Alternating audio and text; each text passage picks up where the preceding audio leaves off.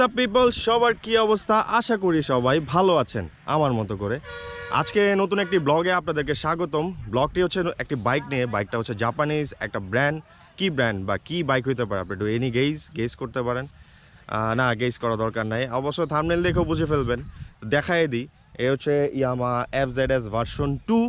এই বাইকটি আজকে আমি টেস্ট রাইড রিভিউ করব। তো চেষ্টা করব যে এটার ভালো মন্দ বা খারাপ দিক, বা এই বাইকটা অনেক দিন হয়েছে বাংলাদেশে চলতেছে, তো খুবই জনপ্রিয় একটা বাইক।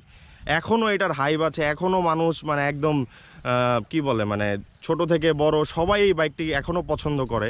কারণও আছে কিছু, কি কারণ সেই কারণগুলো আপনাদেরকে জানাবো। চলেন আগে কিছু সিনেমেটিক শট দেখেন।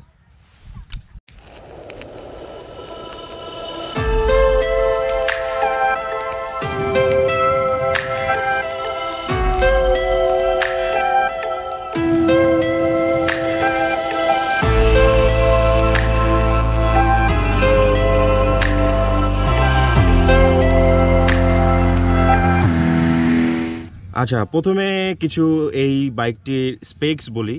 তো এই বাইকটির ইঞ্জিনের কথা যদি বলি, তাহলে ইঞ্জিনে দেওয়া হয়েছে সিঙ্গেল সিলিন্ডার 4 স্ট্রোকের একটা ইঞ্জিন, আর যার ম্যাক্স পাওয়ার হচ্ছে 13.2 8000 RPM, আর ম্যাক্স টর্ক হচ্ছে 12.8 নিউটন মিটার 6000 RPM। আর ফ্রন্টেও ডিস্ক, রেয়ারও ডিস্ক, আর সামনের টায়ার হচ্ছে এটা 100/80 সেকশনের টায়ার 17 ইঞ্চ, আর পিছনের টায়ারে দেওয়া হয়েছে 140/60 সেকশনের টায়ার, আর এটির রিম সাইজ হচ্ছে 17। সো ওকে, বাইকে চলে আসলাম। বাইকটা নিয়ে প্রথমেই যদি কিছু বলতে চাই, মানে আমি প্রথমে একটু আগে 2-3টা খারাপ দিক আছে, এগুলি একটু বলে ফেলি, পরে ভালো দিকটা বলি। খারাপ দিকের মধ্যে আমার যেটা মনে হয়েছে এর মানে নতুন ভার্সনটায়, আগের ভার্সন অবশ্য এই জিনিসটা ছিল না। নতুন ভার্সনটায় যেটা হয়েছে সেটা হচ্ছে এই লুকিং গ্লাসটা। এটা পিছনের মানে ভিজিবিলিটিটা অনেক কম, মানে পিছনে দেখা যায় কম, যদিও অনেকেই হচ্ছে এটা এক এক রকমভাবে দেখে আসলে অভ্যস্ত। তো আমার কাছে আসলে মনে হয়েছে যে এটার পিছনের ব্যাক সাইডের ভিউটা অনেক কম, তো এটা একটা খারাপ দিক। আর আরেকটা খারাপ দিক মনে হয়েছে সেটা হচ্ছে এটার টার্নিং রেডিয়ান্সটা অনেক বেশি লাগে। এই আমি এই জায়গাতে ঘোরাতে পুরো রাস্তা লাগতেছে, তো টার্নিং রেডিয়ান্সটা মানে একটু বেশি আর কি। এটা আমার কাছে, এটা যদি আহামরি কোনো সমস্যা না, কিন্তু সিটি রাইডে একটু প্রবলেম হইতে পারে আর কি। এরপরে বলা যায় যে বাইকটার মানে আমার কাছে এটা একটু প্রবলেম মনে হয়েছে, ঢাকা শহরে অনেক স্পিড ব্রেকার। তো মানে দুইজন নিয়ে চালালে স্পিড ব্রেকার অনেক সময় মানে ঘষা খায়, আওয়াজ হয়, এটা হচ্ছে নিচে আর কি লাগে। তো এই জিনিসটাও একটা প্রবলেমই মনে হয়েছে, কারণ ঢাকা শহরের রাস্তায় প্রচুর স্পিড ব্রেকার, আর দুইজন নিয়ে চালালে একজনের সমস্যা হয় না, হ্যাঁ, তো দুইজন নিয়ে চালালে পিছনে মানে নিচের দিকে হচ্ছে এটা মানে বাড়ি খায়, ঘষা খায়, একটা ভালো আওয়াজও হয়, এটা গাড়িরও ক্ষতি হয় আসলে। সো ওকে, তো এখন আসলে বলতে চাই এই গাড়িটা এখনও কেন মানুষ পছন্দ করে, এখনও কেন জনপ্রিয়, সেই ভালো দিকগুলো আগে বলতে চাই। তো ভালো দিকগুলোর মধ্যে প্রথমে আমার যেটা সবচেয়ে বেশি মনে হয়েছে সেটা হচ্ছে এই গাড়িটার কন্ট্রোলিং, মানে আমি বলতে চাই এটা মাস্টার অফ কন্ট্রোল, ডিরেক্ট কথা আর কি। আমার যেটা মনে হয় একইভাবে কমফোর্ট, একইভাবে স্টেবিলিটি, এই ব্যাপারগুলো এত ভালো, এত জোস এই গাড়িতে, মানে অসাধারণ। মানে এক কথায় বলা যায় খুব ভালো কমফোর্টলি কন্ট্রোলিংভাবে এই গাড়িটা হাইওয়ে রাইড করা যায় এবং হচ্ছে সিটিতেও রাইড করা যায়। আচ্ছা, এরপরে আসি হচ্ছে এর কালার আর লুকস, মানে এক কথায় জোস, মানে এক কথায় জাস্ট জোস।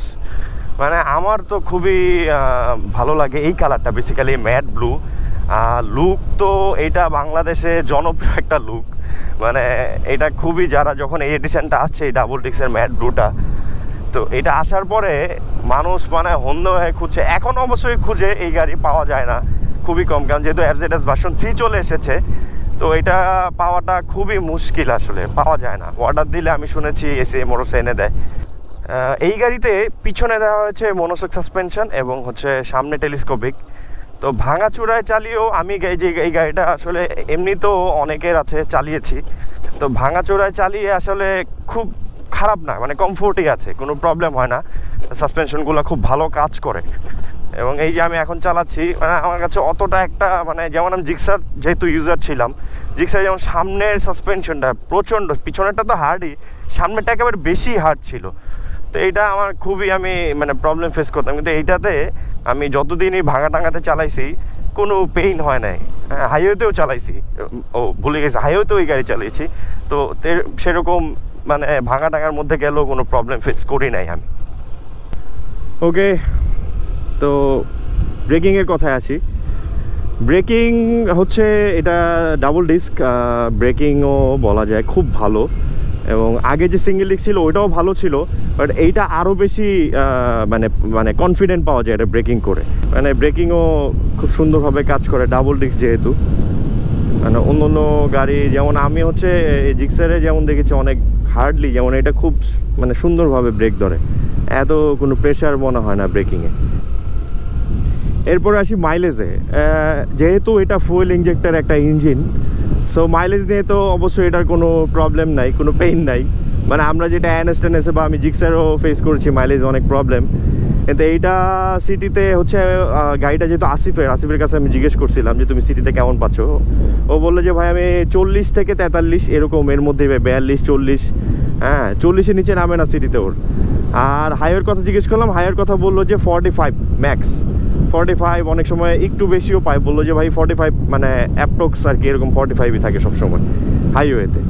তো এইটাও বলা যায় যে মানে ফুয়েল ইঞ্জেক্টের ইঞ্জিন যেহেতু, তো বলা যায় যে ভালোই, খারাপ না।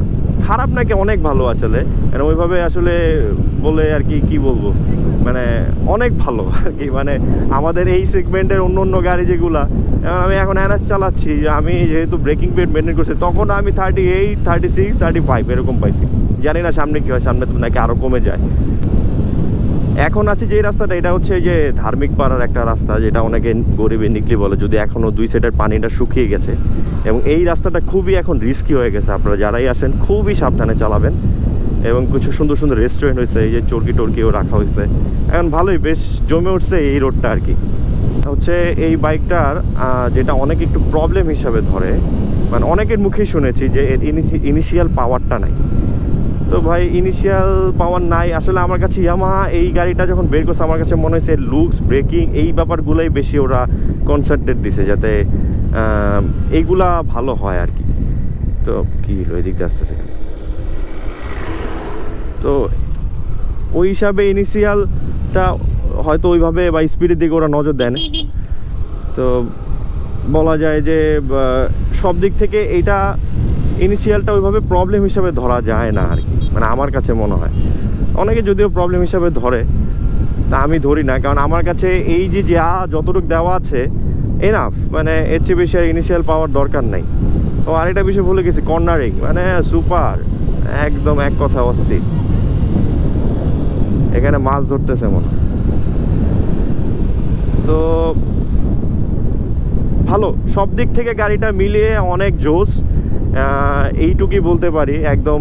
এই জন্যই এখন পর্যন্ত এই গাড়িটার মানে প্রচুর হাইপ এবং প্রচুর সেল হয়েছে বাংলাদেশে, খুবই জনপ্রিয়ভাবে এই বাইকটি চলেছে আমি এখনও অনেক জায়গায়। সেদিন একটা বাইক আমি 4B কিনতে গেছিলাম এক ফ্রেন্ডের জন্য, ওইখানে এসে দেখি 3-4 জন, মানে 3-4 জনই জিজ্ঞেস করলো হচ্ছে ভাই এই অ্যাভারেজ ভার্সন 2টাকে আছে নাকি। মানে দেখে আমি অবাক হয়ে গেছি যে এইভাবে মানুষ হচ্ছে জিজ্ঞেস করতেছে যে এই গাড়িটা আছে কিনা। তো সব বোঝাই যাচ্ছে যে খুবই জনপ্রিয় এই বাইকটা, খুবই ভালো সার্ভিস পেয়েছে বলেই তো আসলে এই গাড়িটা মানুষ কিনতেছে। আর ইয়ামাহার সার্ভিসের ব্যাপারে একটু বলতে চাই, যদিও এটা আমার পার্সোনাল মতামত, অনেকের অন্যরকম মতামত হইতে পারে। তা আমার পার্সোনাল যেটা মতামত সেটা হচ্ছে বলা যায় যে ইয়ামাহার সার্ভিস অসাধারণ, এবং তারা কাস্টমারকে ভ্যালু দেয়, যেটা আমার কাছে খুব ভালো লাগছে। এই ভ্যালুটা আসলে অনেকে অনেকভাবে নেয়, কিন্তু আমার কাছে মনে হয় কাস্টমারকে ভ্যালু দেওয়া উচিত। যে কোনো, আমি গাড়ি কিনলাম এরপর আমাকে আর ভ্যালু দিল না, এই জিনিসটা আসলে মানে কেমন না, আসলে এটা আসলে আমার কাছে পছন্দ না। আমি গাড়ি কিনেছি মানে তো আমাকে অবশ্যই তারা সার্ভিস দিবে, ঠিক না? সার্ভিস কেন দিবে না? তা আমি মনে করি যে এইটা ইয়ামাহার একটা ভালো দিক, এই জন্য ওদের এই গাড়িগুলো খুব ভালোভাবে মানুষ সার্ভিস পেয়েছে এবং ভালোভাবে তারা চালিয়েছে। সব গাড়ির ব্যাপারে R15-এর কথা, MT-15 সব গাড়িতেই আমি দেখছি যে ওরা ওইভাবেই সার্ভিস করে আর কি। এটা আমার পার্সোনাল মতামত, জানি না অন্যদের কেমন, কিন্তু আমি যেহেতু এই যে এখন পালসারের, যদিও পালসার NS-এর হচ্ছে সার্ভিস করিয়েছি একটা আমি, ওটাও আমার কাছে খারাপ লাগে নাই, ভালোই। তো জিক্সারে সুজুকিতে যেমন এই প্রবলেমগুলো হয়েছে, ওরা আসলে কাস্টমারকে খুব ভালোভাবে সার্ভিস দিত না। ওদের যে সার্ভিস ক্যাফে, সুজুকি ক্যাফে নামে একটা সার্ভিস সেন্টার আছে তেজগাঁতে, ওইটাতে দেখা যায় তো আমি সকাল মানে কি ভোরে পারি না 5টার দিকেও চলে গেছি, অনেক দিন এরকম হয়েছে। তারপরে যাই দেখি 3 নম্বর সিরিয়াল আমি, মানে এর আগে তো আইসা বসে আছে মানে কি একটা অবস্থা, এবার চিন্তা করেন আর কি। আচ্ছা আমার ভিডিও কি হচ্ছে? আচ্ছা হচ্ছে, রেকর্ডিং হচ্ছে। তো এটা একটা প্রবলেম না? তো আমি যেমন এই বাইকটা যে ছোটো ভাইয়ের ওর একদিন সার্ভিস করাতে নিয়ে গেছিলাম, ওর সাথে আমি গেছিলাম, ও দেখলাম 12টার দিকে গেল, সুন্দর ঢুকাই দিল ওর গাড়ি, কিছু বললো না, এ ভাই আজকে হবে না, এই না সেই না, কিন্তু সুন্দর আমরা বসলাম, গাড়ি সার্ভিস করে দিলে 1 ঘন্টার মধ্যে সুন্দর আমরা চলে আসলাম। সো ঠিক আছে, অনেক কিছু বললাম, আমার যতটুকু মনে হয়েছে ততটুকু আপনাদেরকে বলার চেষ্টা করেছি। আর এই বাইকটি সম্পর্কে এমনি তো সবার ধারণা আছে, তারপরও চিন্তা করলাম আমি একটা টেস্ট রাইড রিভিউ করি, সেজন্যই করা আমার ফেলো সাবস্ক্রাইবারের জন্য। তো সেই মোতাবেক আসলে বলার চেষ্টা করেছি। আর এই বাইকটি আমি অনেক দিনই চালিয়েছি, আপনাদেরকে যেমন বললাম ভিডিওতে এর আগেও বলেছি। তো ওই হিসাবে আমি আপনাদেরকে জানিয়েছি কতটুকু কি ভালো এই বাইকটির। তো ভিডিও শেষ করে দিই, শেষ করার আগে বলি, যেমন এখনও আমার চ্যানেলকে যারা সাবস্ক্রাইব করেননি এখনই সাবস্ক্রাইব করুন, এর পাশে থাকা বেল আইকনটি প্রেস করে দিন। সবাই সুস্থ থাকুন, ভালোভাবে থাকুন, নিরাপদে বাইক চালান। আর বাইকারদের উদ্দেশ্যে বলতে চাই আপনারা সবাই হেলমেট পরে অবশ্যই বাইক চালাবেন। তো ঠিক আছে, আল্লাহ হাফেজ।